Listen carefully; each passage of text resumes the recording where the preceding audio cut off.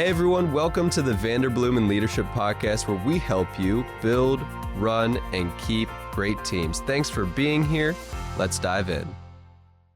Well, hey, welcome in. We're so glad you've chosen to help build, run, and keep a great team with us today. And we're talking about a specific issue. If you've planted a church before or led a church in a smaller context and grown it to a larger one, or maybe even a nonprofit, or even a value-based business, of when to add to the team. And specifically, William, if we want to talk to pastors and nonprofits, when we've wanted to take the volunteer to a paid staff member. Give me just your initial thoughts on how do we navigate this reality that we all face? Yeah, well, this is not just a church planter question. I think every pastor, every CEO of a nonprofit, even schools are trying. I mean, we, particularly the nonprofit and the church sector, we live out of the widow's cupboard. And what I mean is the people who put money in the offering plate or make donations to your annual fund, those are the people that are paying for everything. Yeah. And so if you're a good leader, you're like, oh my gosh, I need to be really careful with that, right? Yep. And I think that church planters especially, I mean, I'm a founder of a business, which isn't quite the same, but when you first start out and you have nothing, you're like, I am allergic to overhead. I don't want to spend any money. That's right. I remember, church planters don't hire us a whole lot until they've gotten to a certain place. And I remember a church planter called me one time. He wanted to do a search, and he said, how much is that going to cost me a month? Like, he was measuring salary in monthly dollars. And I'm like, first of all, if you don't have the ability to commit to an annual salary, you're not quite there yet. Yeah. Right. And that's okay. I mean, don't despise small things.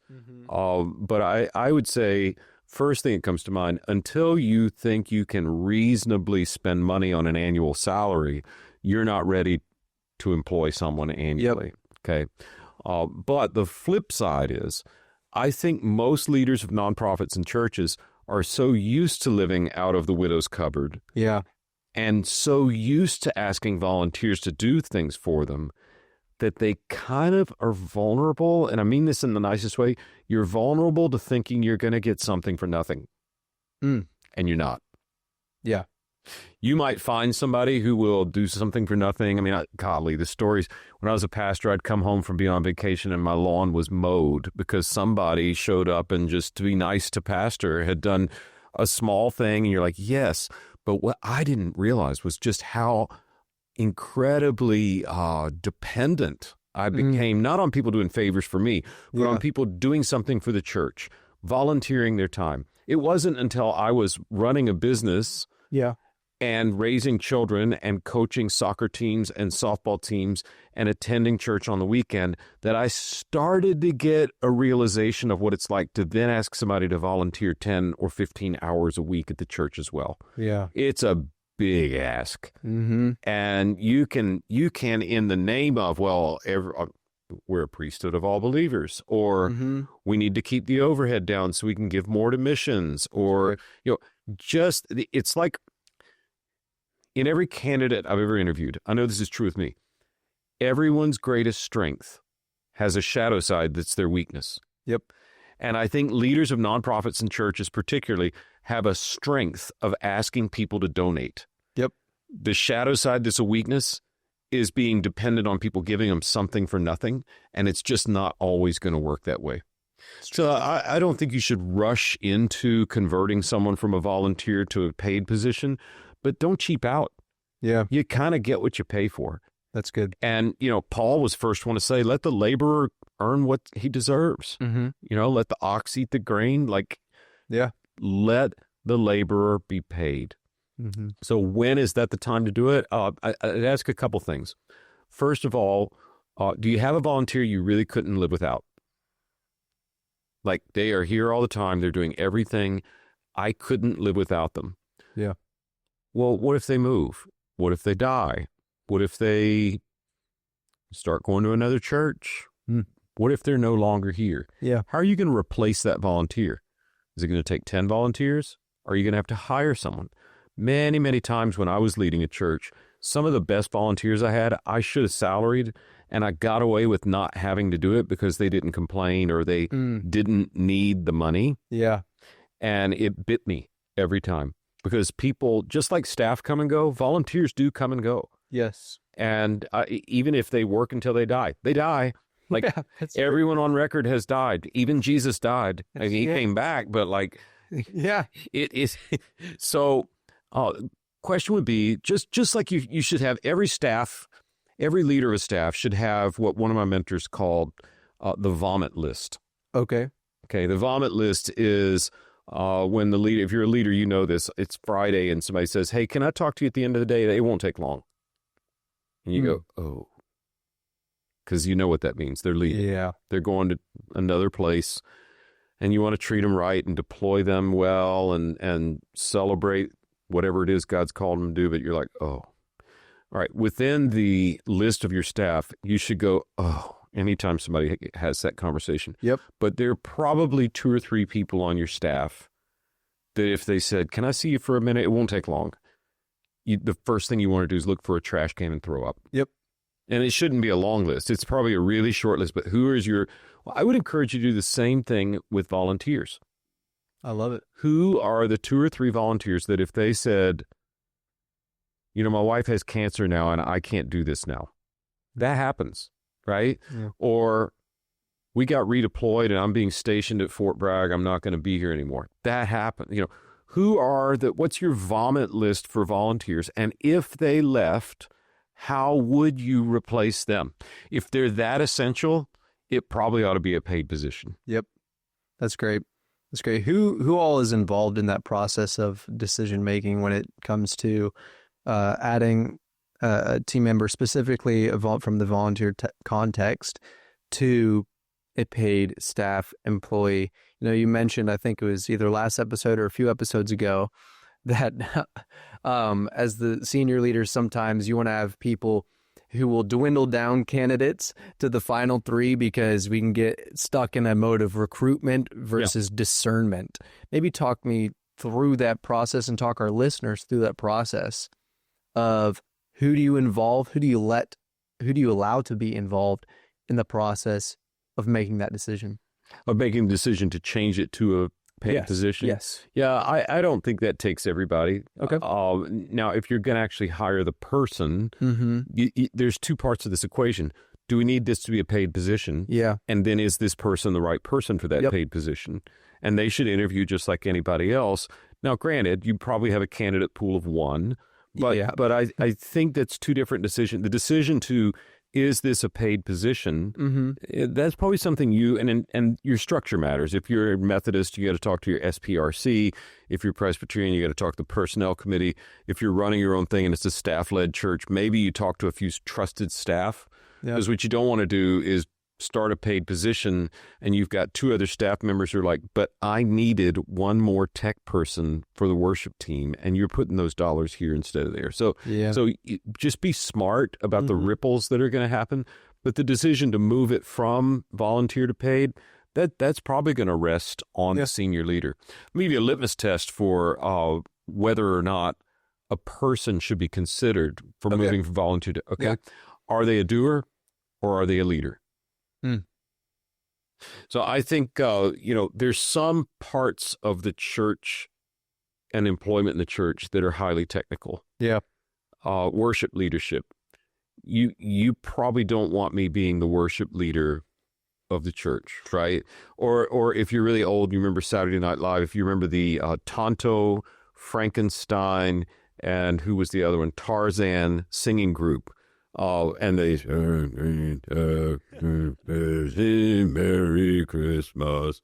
You don't want that for worship. Yeah. There are some technical skills. Yep. Your AV guys need to know how to do lights. Your preacher better know how to divide the word. Yep. But the vast majority of church work, we talk about build, run, keep a great team. Yep. The vast majority of church work is recruiting volunteers, training volunteers, and retaining volunteers. Yeah. So if you have someone who's great at doing, they help with the parking crew, and they're faithfully there, and everybody loves them because they're so charming. Yep. They're the Walmart greeter of the church. Yep. Right? That's wonderful. I don't know that I'd hire that. Mm. What I would hire is the person, the woman or the man who can go find all those Walmart greeters, recruit them, train them, and retain them. Yep.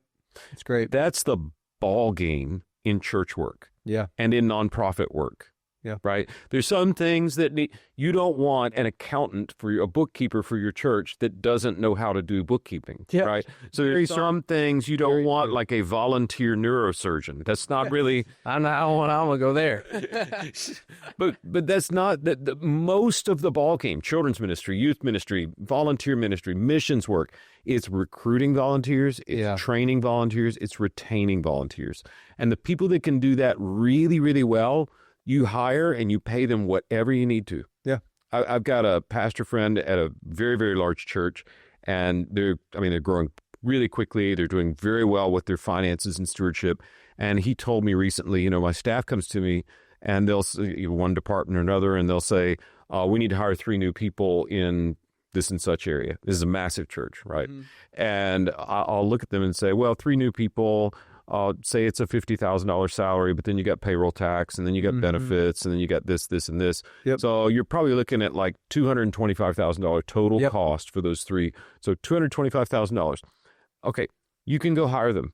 Or I can give you $150,000 that you can spread around your team as salary raises. What do you want? Every time they take the raise. And that's just smart leadership. It costs the church less money, and it forces the team leaders to say, how do I go recruit, train, and retain more volunteers? It's just smart. Yeah. So if you can find someone good at that, like if you're out in the lobby and you see someone that people are always drawn to and there's always a crowd around them, they need to be on your volunteer team. And if they volunteer in a way that they're doubling your volunteer corps, you need to hire them. Even just hire them to be head of volunteer recruiting, training, and retaining. Yeah. So that would be the biggest litmus test for me. Yep. Doers are really important. Don't want to diminish that, right? Mm-hmm. But if all they're doing is doing, well, that might not be a paid deal. Yeah. Unless it's a highly technical paid deal. Yep. If you've got a computer coder that's donating their time to do back-end work on your system, if they leave, you're going to have to hire somebody. So you better be ready for it in your budget, right? That's right. But unless it's a highly skilled doer, look for the people who are able to recruit, train, and retain volunteers. And when you find one that's really good, pay them, and they will more than earn their keep because they'll double your volunteer corps. Here's an interesting side note. Sorry for the rabbit trail.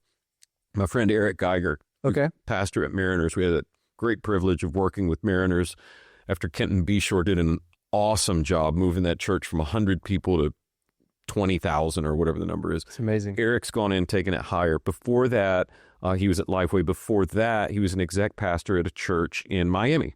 Okay. And he had just written a book with Dr. Tom Rainer called Simple Church. And many of you listening today will know it.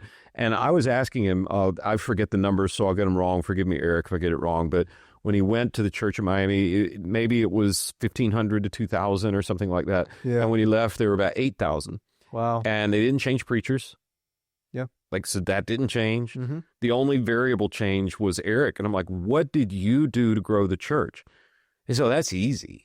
I said, what do you mean? He said, anytime I wanted to grow a part of the church, I grew the volunteer base by 25% in that area of the church. Wow. And instantly, the growth would come. If you grow the volunteer corps with competent volunteers, you will grow the church. So if you can find volunteers who can recruit, train, and retain volunteers, then you hire them, get them to blow up the volunteer corps. It will blow up the church, which, sorry to sound jaded, but will blow up your resources and finances and ability to do other things. It will more than pay for itself. Yeah, it'll solve the people problems and, you said the other problem, funding. That's right.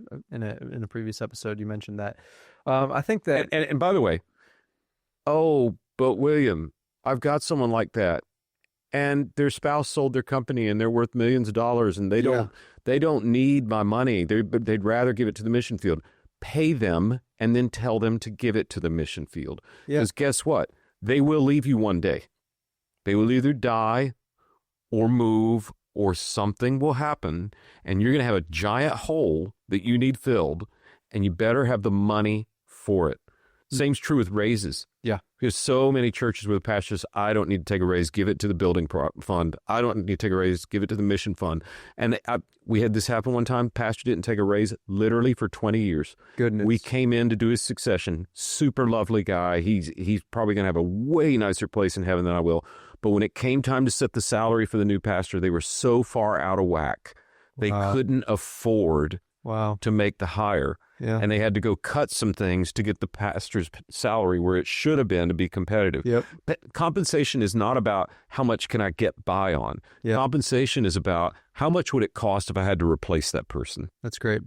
I love that thought. And it kind of goes back to, when we are deciding to add to a team, sometimes we have to do it because someone leaves a role. And it's not always we're just adding to the number, but sometimes we're adding to replace to get us back to that number.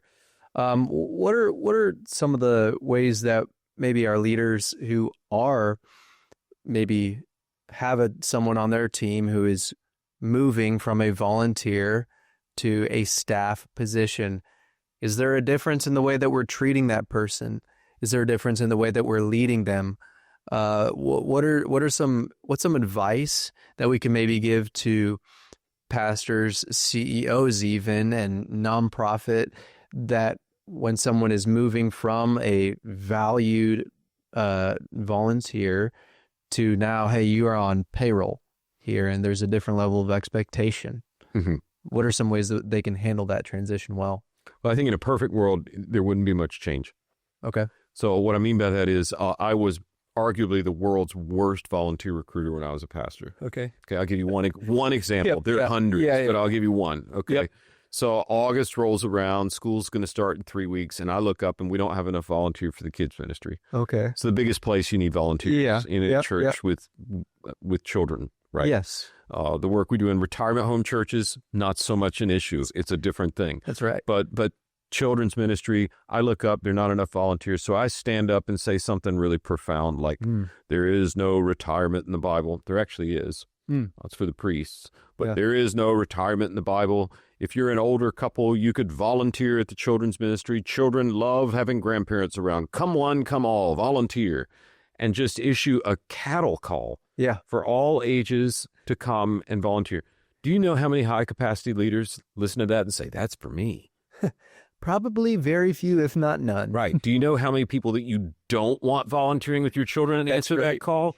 Yeah. I had no filter. I was just, come one, come all. And everybody should be able to volunteer somewhere in their church. Sure. But man, it took me so long to realize, William, you are such an idiot. What you need to do is recruit volunteers more thoroughly than staff. Wow. Firing a volunteer, that's hard. Yep. Firing a volunteer usually means losing families from your church. Yeah. You mean I'm not even getting paid for this and you won't let me do it? Wow. So the interviewing for volunteers should be at least as rigorous as interviewing for staff, particularly your key volunteers. Yep. Right? And one way you can help with that recruitment, and also a way you can test for a paid volunteer, is create a project that needs a volunteer that has a terminal end. Vacation Bible School is a great example. I love it. Or whatever you're calling it now, right? Yeah. Or a big special event, or Easter, or Christmas. And you've got this job that needs to get done, and you want to put someone in charge of quarterbacking the volunteer team for that and just watch how they do. Okay. Then you've got a key volunteer that you're thinking, this might be paid. Maybe find something that's a little bigger initiative, like you're having Serve Day for your city. Yeah. Right? And why don't you run that? But it is not fair for you, Jared, to run this whole thing and not get paid. So I'm not hiring you. I'm just saying, for the next 10 weeks, run this thing, and I want to pay you this amount of money. And if you don't want to take the money, then turn around and give it away. That's fine. But I want to pay you this amount of money because it's a paid job with some expectations. Yep. And then you can watch them, and it's terminal, and you can just walk away at the end of things and say, okay, that was great. Thanks so much. Mm-hmm. And if it needs to be extended into salary, you can have it. So back to your question, in a perfect world, you're so careful in hiring your key volunteers, because it's harder to fire them, Yeah. that when it comes time to shift into paid, there's not a lot of difference. Mm. In fact, now they're just blessed to be, on the staff and getting paid.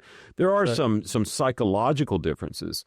You can volunteer to church and not have to see all of the mess that's inside the church. Yep. And there's so many, everybody listening, whether it's a nonprofit or a church, they're like, I had a member and he came and he loved the church and he volunteered and then he joined staff. And once he saw that staff fight and there's politics or we don't get along or this goes on or that, I didn't know church was like that. Yeah. So there is that piece. Yep. And when you're interviewing, I'd just be real careful to say there's a lot different volunteering at the sausage factory than working way down inside it. And we're not doing anything illegal and we're not doing anything immoral, but we are humans and we're really messy. And you just need to know that going in. It's my biggest concern when we hire for here. I'm looking for cultural fit. I'm looking for competence. But my biggest concern is that we bring some poor soul in here and they get like jaded on the church. Yeah. Because we get called in to clean up a lot of messes. Oh, this blew up and pastor misbehaved and we've had to fire him and now we got to untangle the knot. William, can you and your team come in and help fix that? Yeah. That happens all the time. And if I brought somebody in who were not, they say thick-skinned. Yep. If I brought somebody in who were not thick-souled, yeah, they might get damaged, and that's on me. So the volunteer to staff thing from a paid and expectations and all that, if you're interviewing your staff the same way you're interviewing volunteers, and frankly, if you're interviewing your volunteers a little more thoroughly, then there shouldn't be a big deal. Yeah. But there may be a spiritual impact to coming on staff that might adversely affect your volunteers. So that would be the expectation that I would be focused on trying to manage. That's great. Well, do you have any last minute kind of words of advice for some of those who are leading teams and maybe facing this situation currently? Do you have any just last minute words? Yeah. Well, so the hiring of a volunteer, every time I've done it, it's from money that wasn't in the budget. Like, how are we going to pay for that? We don't know. And it wasn't until later that I realized a lot of churches are way smarter than I am, and they'll do things like they'll budget for so let's do the 2026 budget. Mm-hmm. We're going to look at 2025's revenue, and we're going to shop 10% off it. Yep. And we're going to operate at 90% of what we brought in last year. Yep. That way you're okay in a downturn, but it also creates a pad. Yeah.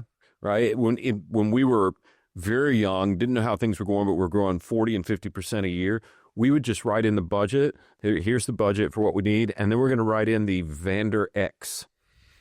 Google has a Google X budget. It. And they say, well, what's that for? I'm like, we don't know yet. Yeah. But we want to have margin. Yeah, that's because margin creates the ability to respond to opportunity.